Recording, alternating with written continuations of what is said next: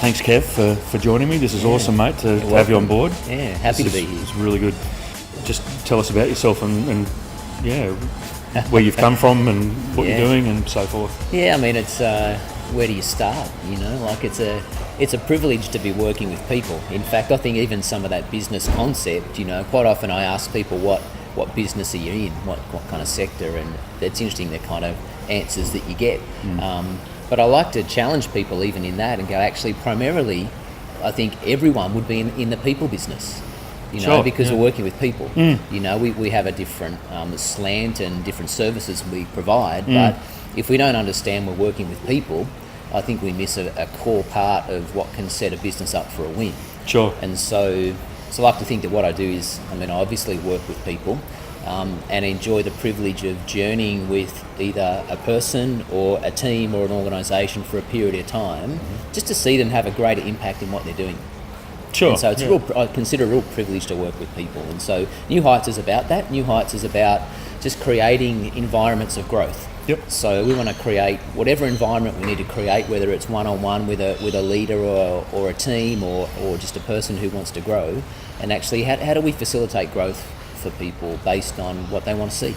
And so our hope is that we would see both people and organisations have a greater revelation of who they are and therefore a greater impact in what they're doing. So that's really the heart of New Heights. That's fantastic. I had a personal experience with New Heights and found that it was very helpful for me because it was coming at issues that I was experiencing or problems that I was experiencing from an angle that I wasn't prepared for. I wasn't really familiar with. It wasn't the obvious thing to me to deal with problems that way. Yeah. And I think that's what I got out of it, was that there's something else going on especially if you're running a small business or any business. There's other stuff going on behind the scenes that can contribute to whether your business will be successful or not. Yeah, absolutely. I've been able to see that, there's a common denominator to everything that we would lead. Whether it's our family, a business, an organisation, some charity, whatever it is, that the common denominator is me. And so even with New Heights, we want to set up an environment that helps people lead themselves well so they can lead others well. I think it's actually of utmost importance that we make it a priority to actually lead ourselves well. And what I've noticed and what I can be prone to as well is that we can neglect ourselves in the process. And sometimes from a very good place, from a very good heart for other people, and want the best for other people, and want to see our business win and organisation fly.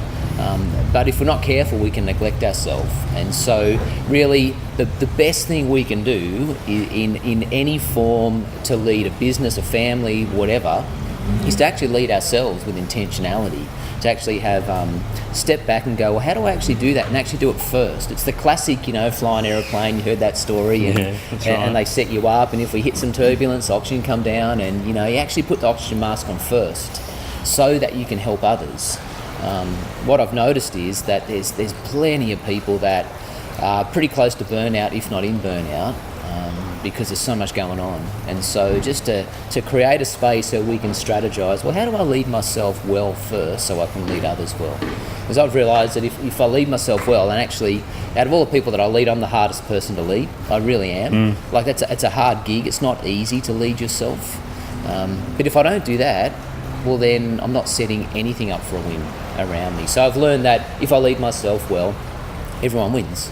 It's pretty difficult, isn't it? Because when you're running a business, and a lot of those business owners have got a young family, there's all this stuff going on, and all your energy's going on. It's almost like a survival thing. Maybe not in the right way, but you're just doing the things that are in front of you, and not necessarily thinking about the things that can go on behind the scenes to improve that situation a lot more than what it. Absolutely. What it can be, I think you can only be in two zones really. One's survival mode or growth mode. Yeah, and so sometimes we flip into survival mode, and sometimes that's appropriate, and the win for that zone is to survive. But we don't want to live there. We want to actually create some growth, so with intentionality we lead ourselves out of that and get into growth mode.